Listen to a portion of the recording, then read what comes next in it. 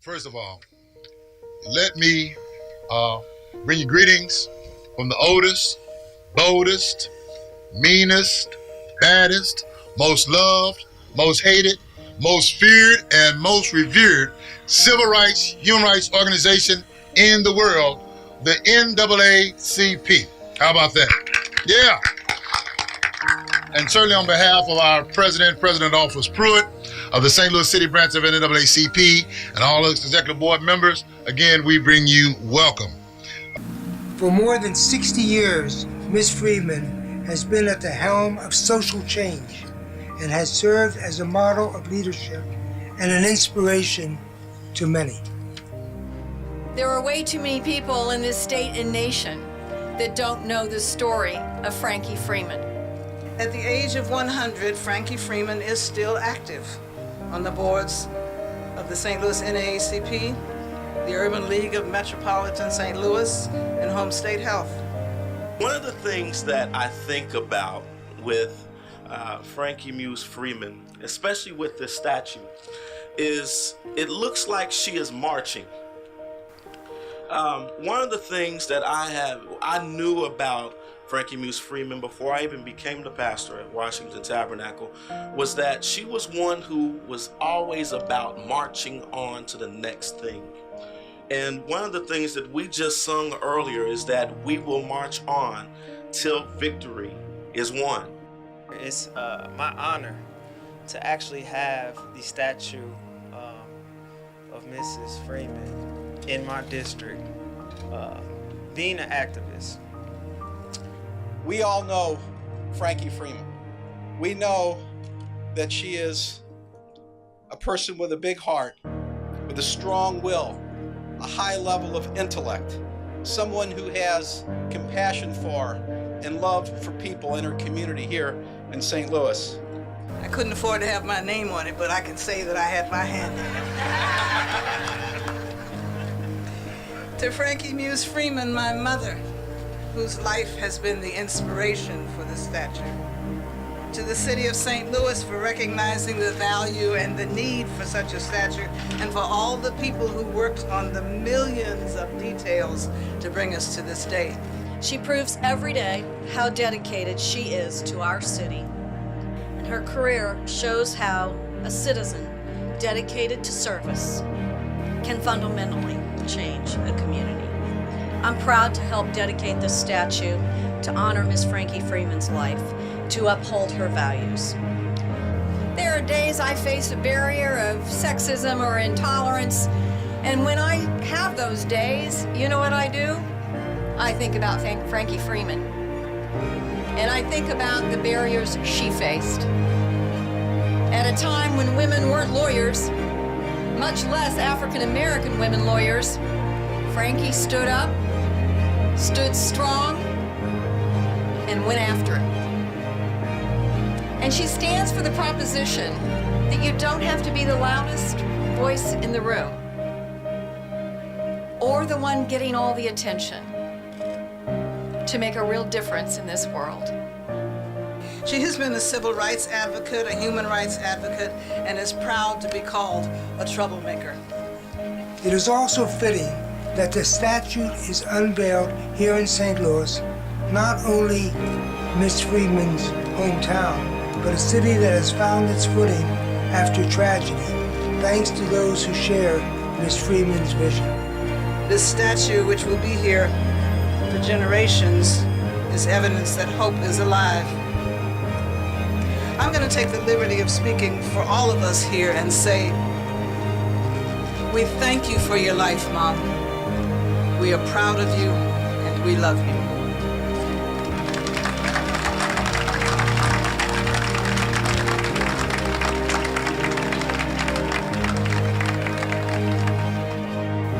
She has been a champion for enacting viable solutions that bridge gaps, promote individual self-sufficiency, and galvanize communities. These solutions have and will continue to create economic opportunities in our communities and lift the individuals and families out of poverty. I first want to say thank you to Shirley Brown for bringing the idea of a statue of Mom to the NAACP, to Adolphus Pruitt and the St. Louis NAACP for accepting the idea and running with it, to the donors who provided money so that the idea could actually happen, to Brian Owens, the sculptor, for the absolutely fabulous job he did of creating the statue, and to all the people who worked on it and installed it. To Brian again for allowing me to actually put my hands in the clay and help form the hair and the face. It brought me such joy. I couldn't afford to have my name on it, but I can say that I had my hand in it. So, to my friend and mentor of so many years, it is such a thrill to be here this day and be able to tell you, Frankie, what an inspiration you have been to me personally. There will be way too many people who will see this on the evening news or read about it tomorrow and will glance at it and go on with their lives and will never really understand who Frankie Freeman is. Who should I look up to? Who should I role model in my life? Cece, I will tell them all with pride. My friend, Frankie Freeman. She is the 14th national president, and still today, when attendance at any Delta meeting or gathering, and she is asked to bring greetings to the group, we can count on her to remind us that we have work to do. Our work is dedicated in the areas of service to our community, scholarship, and to our sisterhood. Speaking on behalf of both alumni chapters and one citywide collegiate chapter, we want to thank you, Sora Freeman, for your perseverance, for your leadership, wisdom, and for representing African Americans, especially women, so eloquently with purpose and determination. You will always be in our hearts, and we will always remember the standards that you set whenever we visit Kena Plaza and gaze upon this beautiful tribute to you. Congratulations, St. Louis, on having such a matriarch as you, representing our wonderful city, a city who set the stage for others to follow. A huge thank you should be offered to the NAACP for their vision, along with other leaders of our community, for realizing this dream and making this moment a possibility. This time we share will forever remain in our memories. Happy birthday, and we love you. Mrs. Freeman, as we think about her history, her unwavering commitment to addressing the critical issues of her time, the issues that seem to be never ending in our community, is indeed a current inspiration. In her own words, she spoke previously about the brutal and unnecessary damage to human lives that is caused and perpetuated by racism and racist acts. As much as we can say that life has changed over the years for people of color due to the work of activists like Ms. Freeman and others, through protests, through marches, through acts of civil disobedience, civil disruption, and civil disorder, I think we must all acknowledge that while everything has changed, it seems as though nothing has changed. She loves family, and family for her means many who have no blood or marriage relationship to her. Ms. Freeman, your yesterday is our guidepost. We have learned from your efforts. We have learned from your methods. The tactics that you use in the struggle for civil rights and justice has showed us that we must target people, we must target groups, we must target government entities. In your own way, do the best you can and strive to make a difference for good. And so Frankie Muse Freeman has marched on to victory, to victory, to victory, victory for freedom rights, victory for civil rights, victory for social injustice. And so what I would like for all of us to do is to carry on that legacy of marching on. We have the ability to stand on the shoulders of such a wonderful woman who has marched for the freedom of our community and for our city and for our state and for our nation.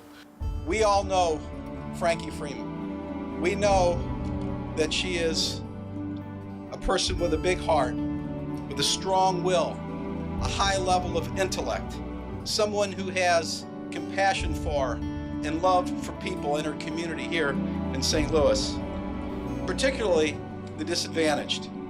Let's put our hands together for Mayor Francis G. Slay.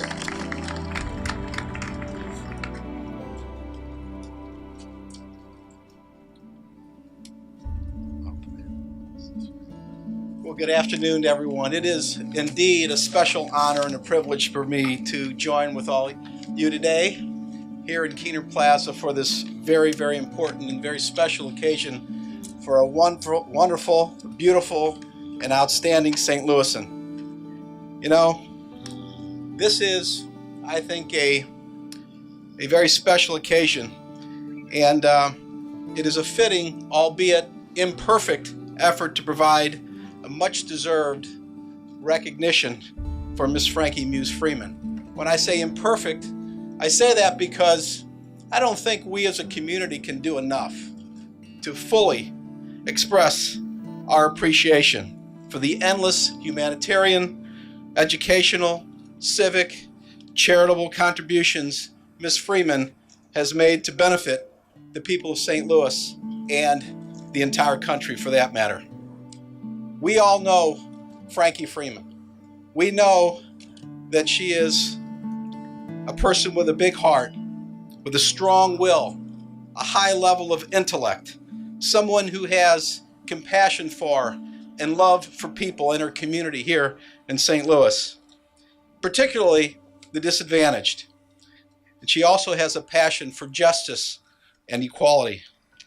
Because of these attributes, and because of her knowledge, her experience, her demeanor, the way she carries herself, which I think is depicted extremely well in this statue, and her tireless efforts and her steadfast commitment to saying and doing what is right, even in the face of tremendous adversity. Miss Freeman has been, and for quite some time, one of the most acknowledged, respected, influential, impactful, and admired St. Louisans in the over 200 years since this city was founded. This permanent statue on a very prominent corner in the heart of our city, right across the street from the old courthouse, which had, of course, an important role in the local and national struggle for civil rights, is certainly a fitting and a beautiful tribute to someone who's dedicated her entire life, 101 years of her life, to all of us, so that we can be a better city and we can be a better nation. Ms. Freeman is a lifelong St. Louisan, as a former mayor of the city, is someone you have helped tremendously in very tough times for me when I served the city. I want to thank you. Thank you for your many, many contributions, your commitment, your help, your love for the city, and a very, very happy 101st birthday. All right. Next, we have our current mayor. Ladies and gentlemen, put your hands together for Lionel Crusoe, Mayor of the City of St. Louis. Right now, the mayor. Our most prettiest, hardest workingest mayor of all time. Bless you. Take care now. Thank you. Thank you all for allowing me to be a part of this tremendous dedication today. And as you know, today we're celebrating Miss Frankie Muse Freeman and her remarkable contributions to our city. Miss Freeman's life is defined by her commitment to racial equity and her refusal to accept the status quo. Her relentless spirit and compassion are clear to anyone who knows her. There's a line from a poem that Miss Freeman has often quoted, both in speeches and in her book. However you live, it shows on your face. And it is a reminder that we are what we do in this life. Miss Freeman tries to live out this advice every day, and her actions, of course, speak for themselves. From taking on racial discrimination in public housing to serving on the Presidential Commission on Civil Rights, Miss Freeman has fought and fought and fought for sweeping changes to our laws with grace and humility. She is modest, but firmly rooted in her convictions. She is so prominent in our community, but she always places the community first. Her resolve to do the right thing sets an important example for all of us. Change is difficult, change is hard, and it takes serious commitment to transform a community. The path forward is often not clear. Achieving the future we want takes courage and a willingness to work with others. Ms. Frankie Freeman models this type of leadership through her actions and her commitment to build a stronger St. Louis. As has already been said, Ms. Frankie Freeman turns 101 this Friday. Happy birthday, Frankie. And continues to serve others. She proves every day how dedicated she is to our city, and her career shows how a citizen dedicated to service can fundamentally change a community. I'm proud to help dedicate this statue to honor Miss Frankie Freeman's life, to uphold her values. Who we choose to honor says something about the values of our community. And Miss Freeman is someone who has the courage to make change and to stand for what she thinks is right. In a time when St. Louis is asking difficult questions about who we are and what we value, we should all try to follow in Frankie Freeman's example. Frankie Freeman's work affirms a core truth. Every person deserves the opportunity to thrive and should receive equal treatment under the law. Miss Frankie Freeman, former resident of current resident of the Central West End, but maybe almost lifetime resident, thank you for your life's work and for everything you have done to make our city and our world a more inclusive place. Thank you for allowing me to be here today. And quite honestly, I can just not think of a better place for this statue than right here in Keener Plaza. And I'm very proud that we were able to do this today. Thank you. A lot of the things that you said then, you could say now. And that really speaks to a lot of the things that Reverend Gray said. But I was one of those people that said, this ain't your grandma's civil rights. But I've quickly learned that not even knowing a lot of the actions and a lot about the history, a lot of the things that we're doing are the exact same things that our ancestors and our freedom fighters did in the 50s, 60s, 70s, on up into now. So it feels good to know that I'm walking sort of in the right path. To know that we have freedom fighters, civil rights leaders, and strong black women from the city of St. Louis that we can speak about nationally. And it's an honor to have our youth from our programs right down the street at Slate, our workforce high school, our WIOA program, and other programs included. It's good to have them here so they can learn what I didn't learn when I was their age. Because what I know now is I have to pass it on. So to all of my older generation fighters in the crowd and that can hear my voice, I know a lot of times my message gets caught up in my passion. But I'll let you know this, I love, respect, and honor every step that you've taken. And just know that you're passing a baton to a marathon runner, not a sprinter. See, when Frankie was a child in Danville, Virginia, segregated place, segregated. It was the color of her skin that restricted her movement, what she can do and where she can do it. She went off to college and found out that some lawyers were working on this very issue and decided, I know what I need to do. I have a response. She was stimulated by the environment she was living in, and when she got the opportunity, she chose a response.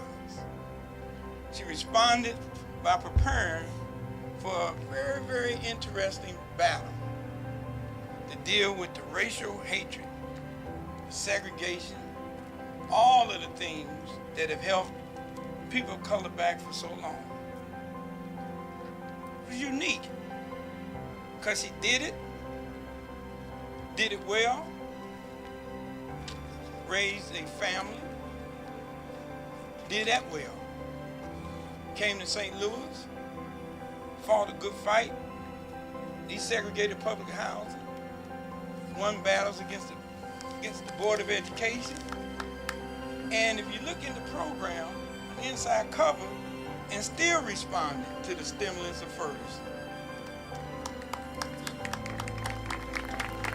The question for all of us now is that how are we going to respond to the stimulus that Frankie has given us?